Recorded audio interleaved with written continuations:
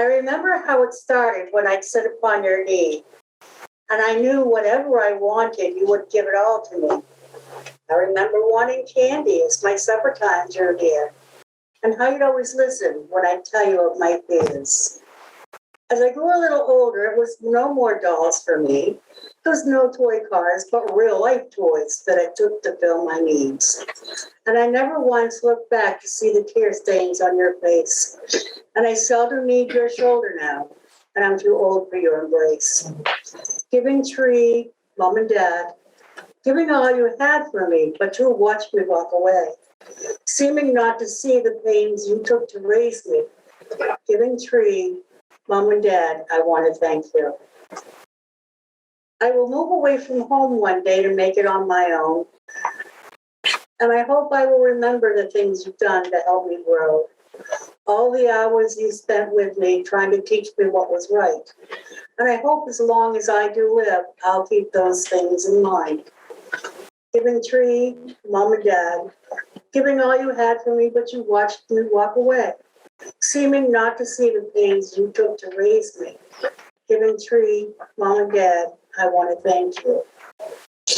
Now I have children of my own. I understand all that you've done. For I'd give my very life to know that they understand my love. For I know that they're a part of me as I'm a part of you. And I'd do most anything to keep them from the pains that I've been through. Giving trees, moms and dads, giving all we have for them, but we watch them walk away. Giving tree, mom and dad, now I understand. Across the room waits a wooden truck.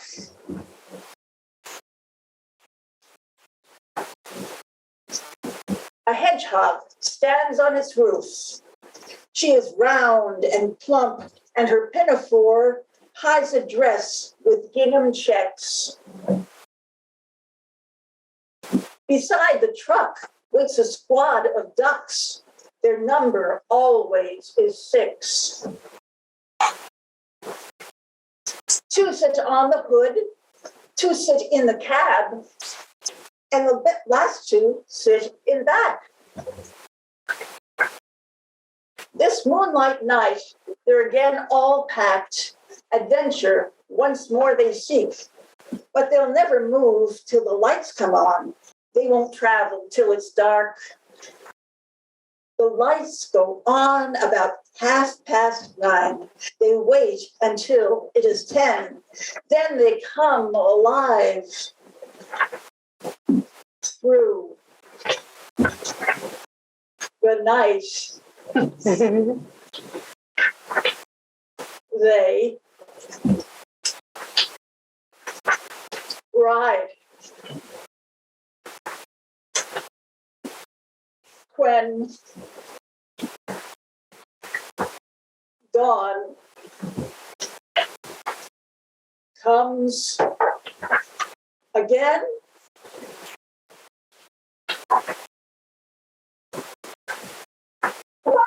one more page here. Here we go. They park. So that's Monhegan Magic. And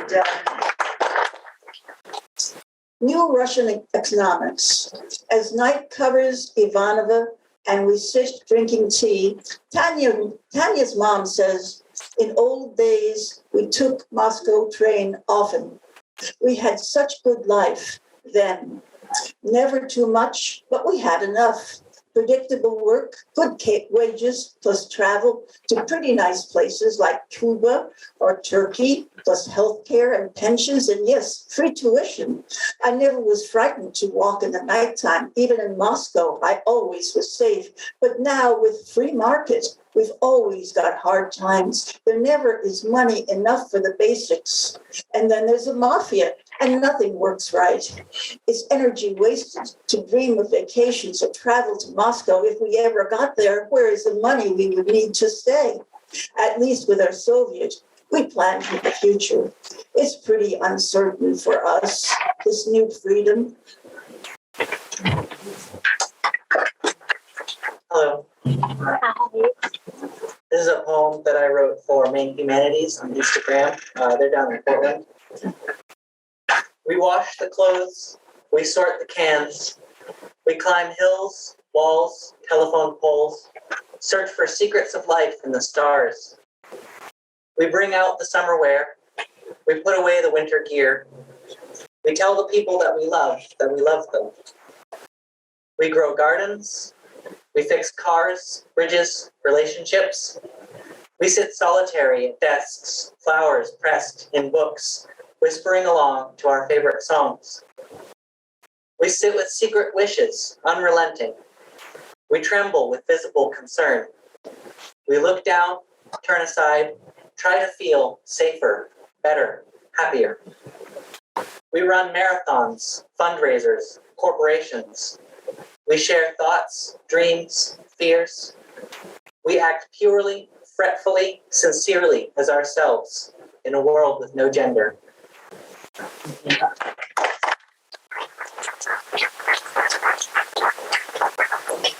This one's for Mazzy. You said you were climbing the ladder of my affection, and I'm so scared, watching from the ground, as the wind buffets you back and forth, laughing, already farther up than nearly anyone else has gone. Come here, I yell. You call back, no, and begin again to climb. And I'm sorry, a trio of typos. Observing Maine spring. Bright sun rises, pleased on her warmed window seat. Ladybug stretches. Number 2. In a foul temper, hurling icy sharp pellets, mean-spirited sky. Joseph's coat blooming, shimmering orange and peach, lure a thirsty bee.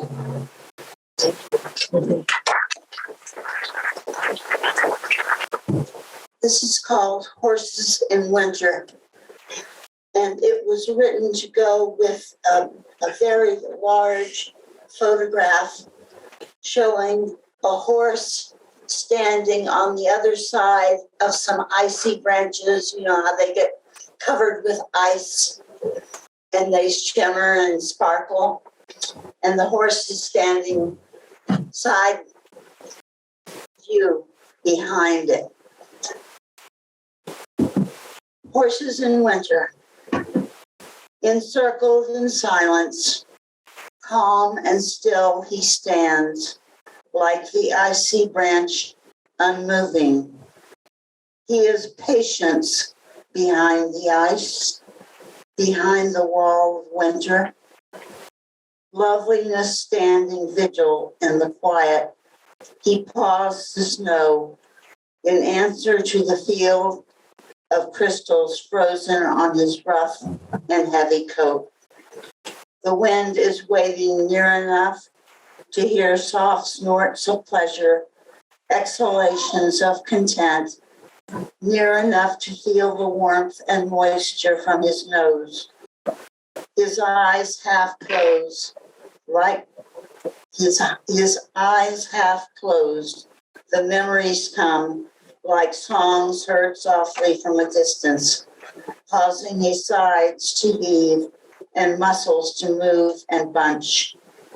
Memories of summer rise along his back and neck, where hairs stand stiff in expectation.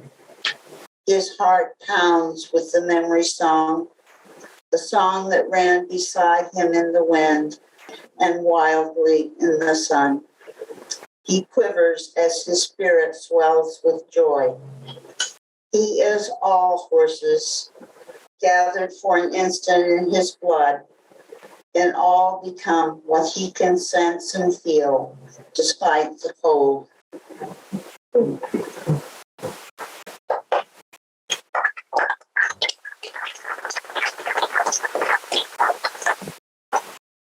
This one is called Aunt Lou Among the Guinea Pigs. Aunt Lou kept guinea pigs in her house. She let them run loose despite the mutterings from her sisters. They squeaked and grunted happily, hiding beneath chairs and couches and behind the fridge. We cousins couldn't wait to get to Aunt Lou's house, to sit down and wait for those small quivering noses to shoot out near our feet. The mothers made remarks about cleanliness, but Aunt Lou showed them litter boxes and laughed at their distress. We held our breath when Aunt Lou talked about the man with the snake farm who was going out of business. The sisters shrieked. On birthdays, Aunt Lou made us rainbow cakes, not yellow, white, or chocolate like our mothers made. There were no gifts of books or shirts, but rather magic wands or gold tiaras that made us feel like queens at the tea parties in her walled garden with the guinea pigs squeaking among the flowers.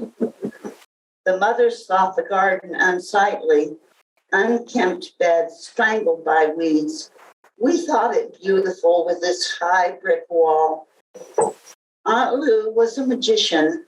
We watched as she pulled 5 husbands from a hat, then made them disappear.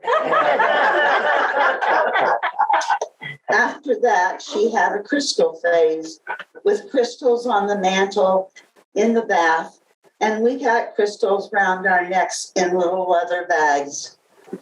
Our mothers sneered, but we and Aunt Lou knew that peace and harmony would grow in us and glow like candles. Bright and clear our ours shone. Aunt Lou meditated and burned incense. We found inner peace in her garden. She grew even better as she aged, following her spirit guide to Mexico. We cousins shared her letters, wondering if Aunt Lou would be the same when she reached Nirvana. The guinea pigs and goats, new acquisitions, seemed not to miss her, and the garden, now a jungle, waited patiently. When Aunt Lou returned, she was quieter, but the same, and took to wearing long robes and golden chains about her neck. Each evening, just at dusk, we practiced yoga in the dust of her garage, where she raised sprouts and mushrooms in the darkest corners. She told us of her time in Mexico among the ruins and the spirits there. We told her of our problems, and she understood just as if she were our age. The mothers got all in a huff when Aunt Lou bought the sports car and roared about the streets wearing a long green scarf like she thought she was Isadora Duncan or somebody. That car made our skin tingle.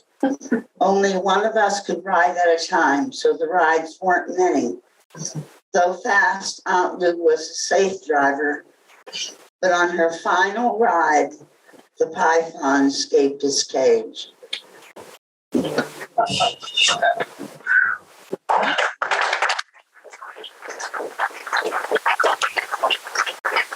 first poem is entitled Hold. Time now to reveal bits and pieces, to make more sense of this barely known self. So many years hiding, shoving it all inside, presenting the self expected. No longer, wrench open, bare hidden parts. Face the differences, yes, risk it. Become fully known to yourself.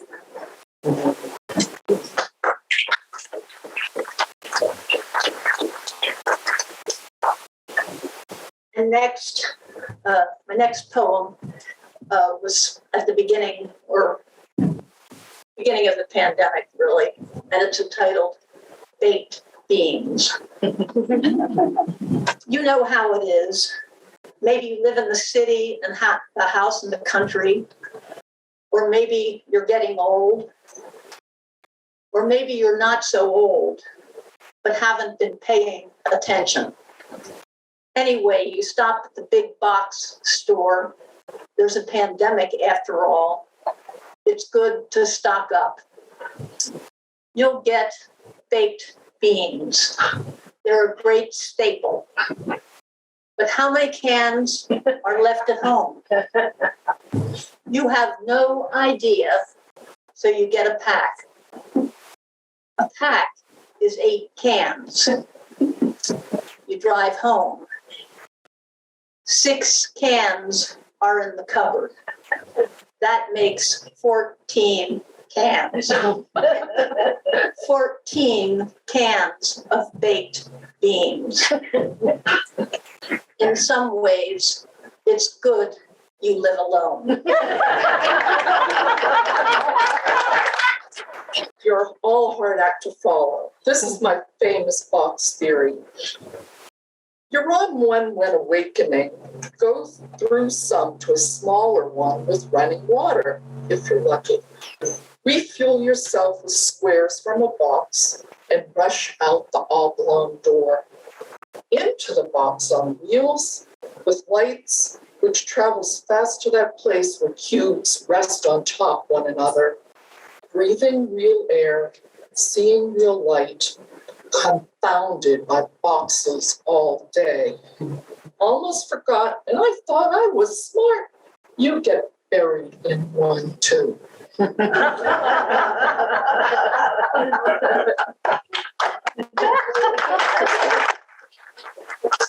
Fell from my mouth. It hit the ground and broke. I usually have a poem in my mouth.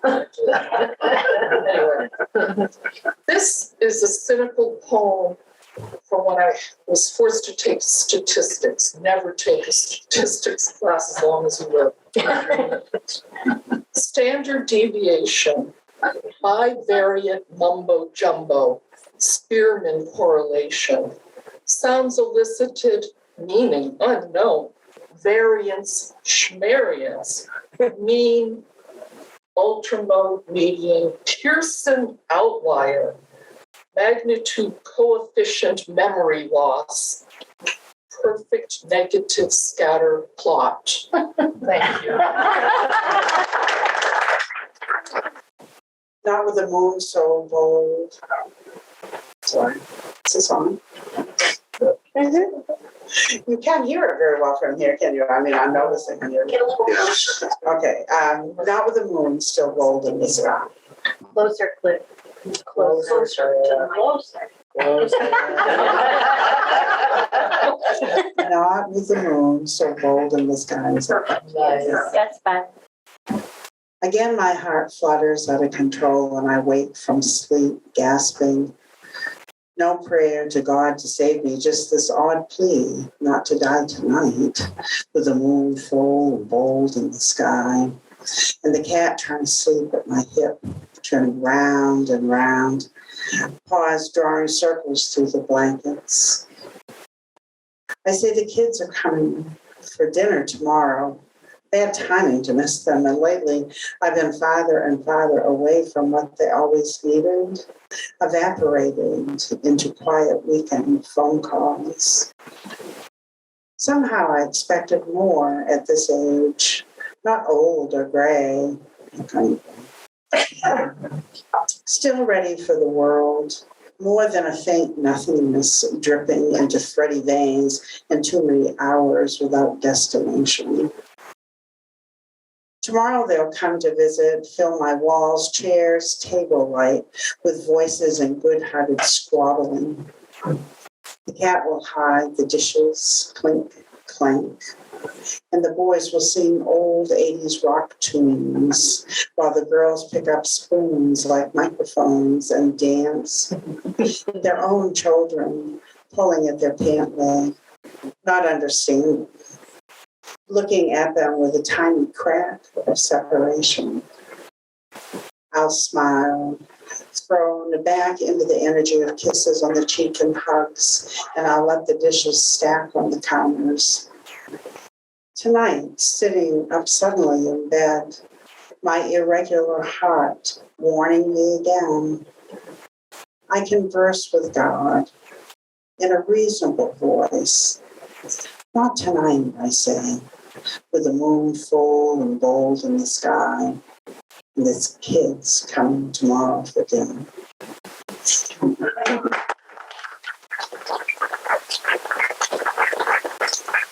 Then social media, which we all just adore.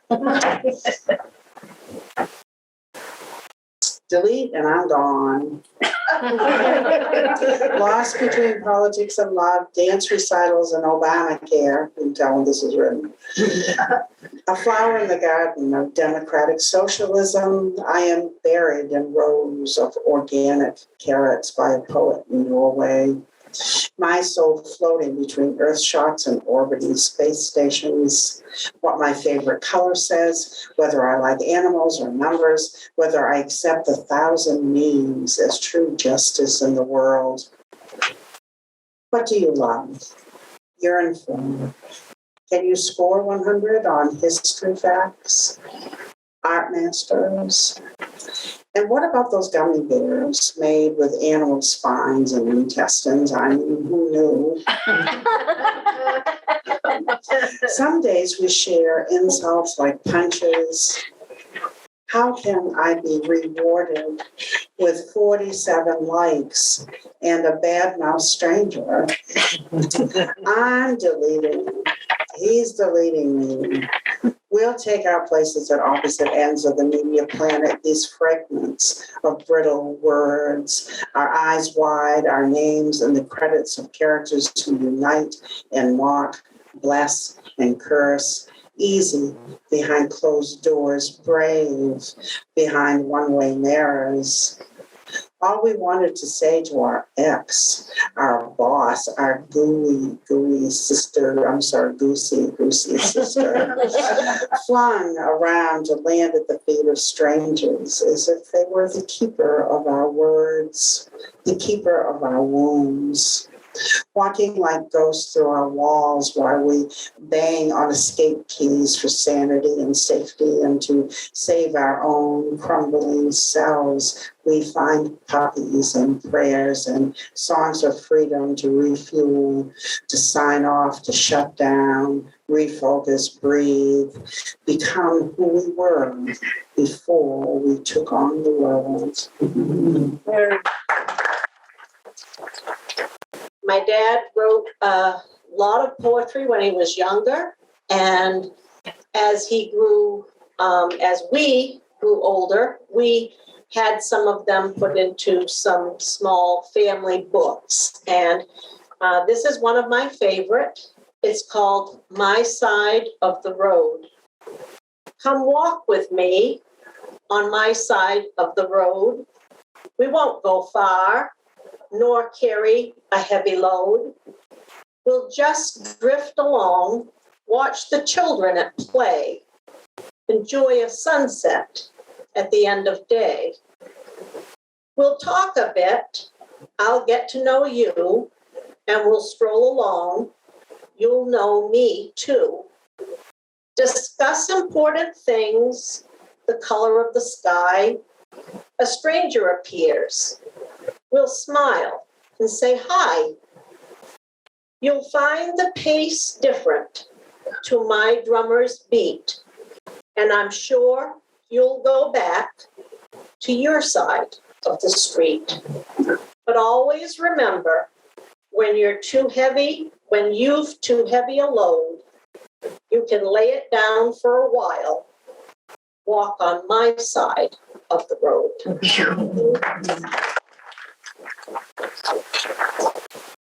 It's called One Day. One day, the brown leaf clinging to the birch tree. One leaf, one day. The brown leaf clinging to the beech tree, encouraged by the wind, leaps off its branch and does somersaults in the air. Such delight in the afterlife. And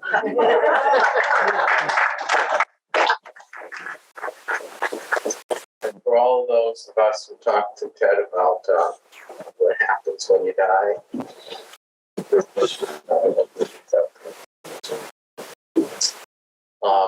my dad is 90 years old, and this is a poem about driving with him when I was 19, and I'm still driving around with my dad. But this is called Shastas Eyes. We'd gone to Nashua for the holidays, which I know meant a lot for my mother. And we must have taken 2 cars because returning on Sunday, I was alone with my dad, who'd think nothing of Mom driving the station wagon by herself with 5 kids. I was 19. My dad handed me the keys to the Mercury and promptly fell asleep in the passenger seat. I drove us past the white farmhouses and the maple syrup gift shops in Vermont. It started snowing. Fat, wet flakes. I turned the radio on to a classical music station, playing Rimsky-Korsakov's Scheherazade, and the huge, sad melodies made a woman come alive in my mind. 1,001 nights forced to tell a story good enough or get your head chopped off. My father was awake now and listening too, which was unusual for us who'd argued since Richard Nixon.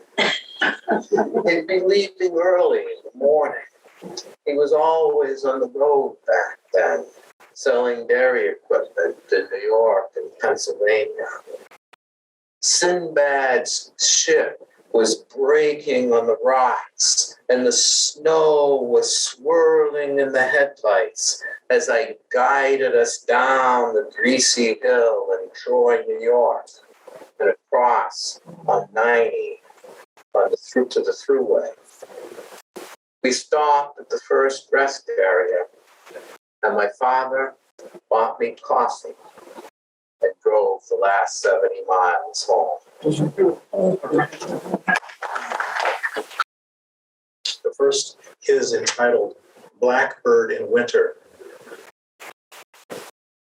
Curl of smoke through chimney high, incense of morning blackbirds cry. O'er frozen landscape circling height, held in winter's frozen light. Clear sound to lift the chill. We find our feet on icy shores that rival Greenland's hidden moors, while all surrounding whirling wind attends the landlocked schooners pinned to platforms cold and still. Blackbird circles, lifts and dives through unseen currents in the skies. Past heavy blast of gusts and heaves, while all along the blackbird leaves a trail in thin air. Cold breath on winter's window pane condenses frost across the plain. As blackbird climbs through atmosphere, it sounds a clear and sharper chant from summit newly told. But strange a thing to us remind that springtime will to all be kind. With warming sunlight slanting steep on hearts and hands in pockets deep, on faces dim with cold. When it arrives and raindrops warm, that welcome break from winter storm. Like long-lost sequel full of grace, arriving new in time and space, we'll find our feet once more. Presently, the blackbird's search will also find a safer perch. Gone will be the dreaded gale as it launches winged sail to tree limbs budding new. Oh, that secret solo flight. Past nature's now departing night soars over us at chimney height and finds the dawn a splendid sight, reserved for us anew, beheld by only few.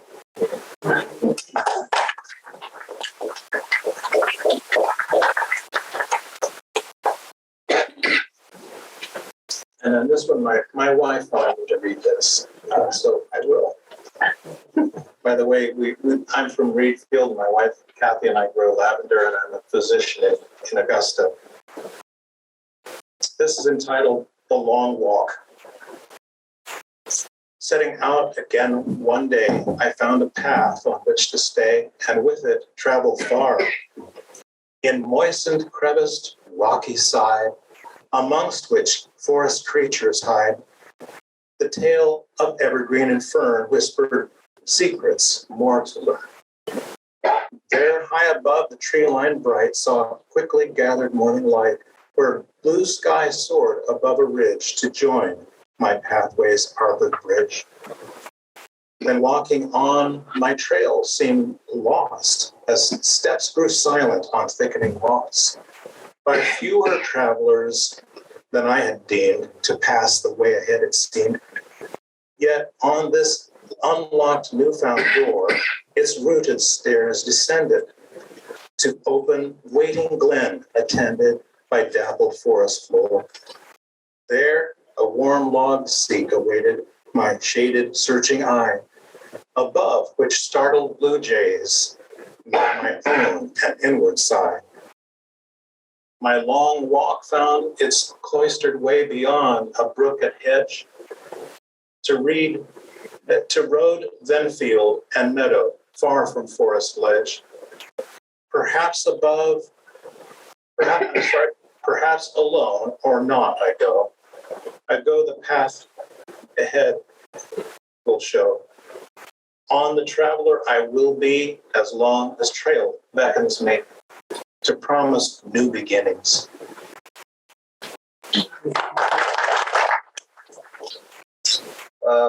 Two pieces here. One is short and one is long. I'll go to the short first. It's called Cooking Something Up. In an effort to satisfy my appetite for expression, I gleaned the cupboard of thought for tasty morsels, blending phrases and ever-changing recipes to tempt the aesthetic palates of others. Stir the pot and see what comes together, striving for crate sextet or sonnet flambé, but most often dining on peanut butter freebirds.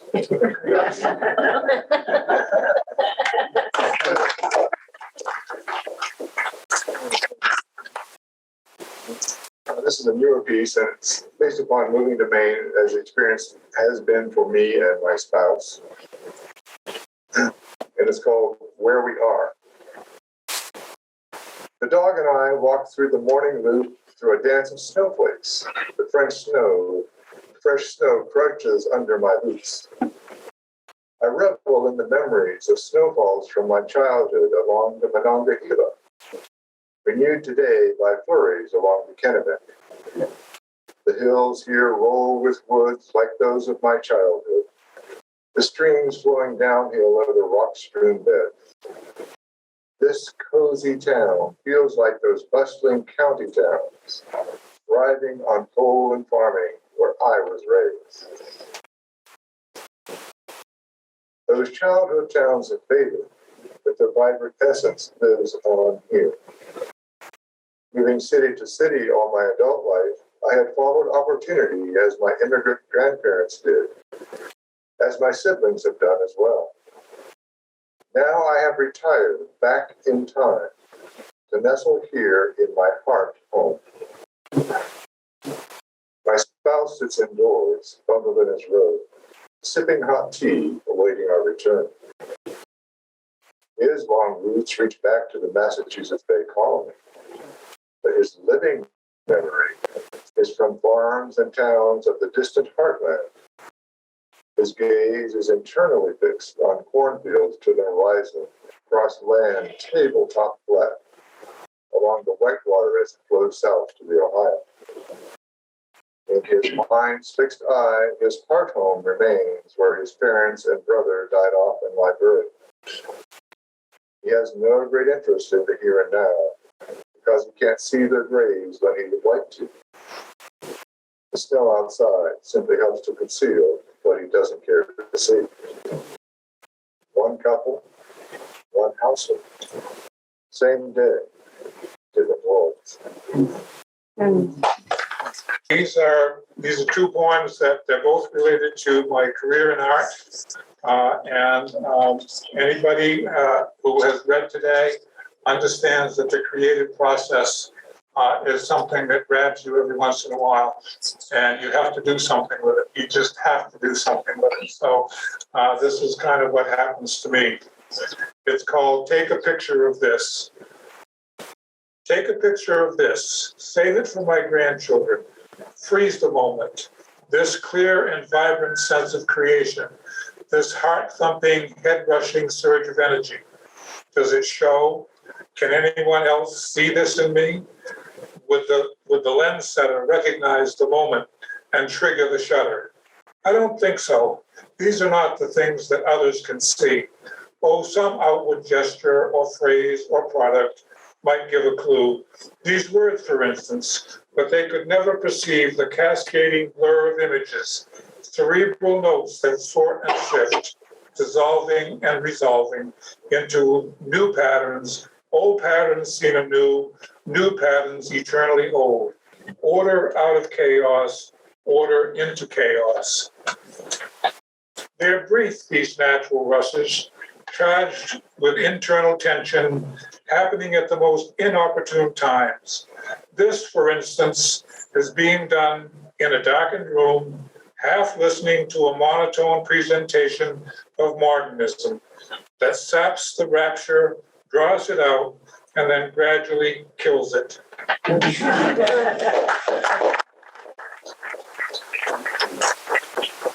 This is kind of a homage to one of my artistic heroes.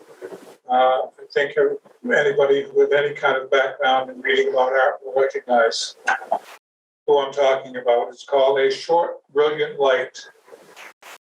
Dark slashes fleeing before the storm, skimming the bent stalks of the brown bent corn, shadowed by a heavy ultramarine sky.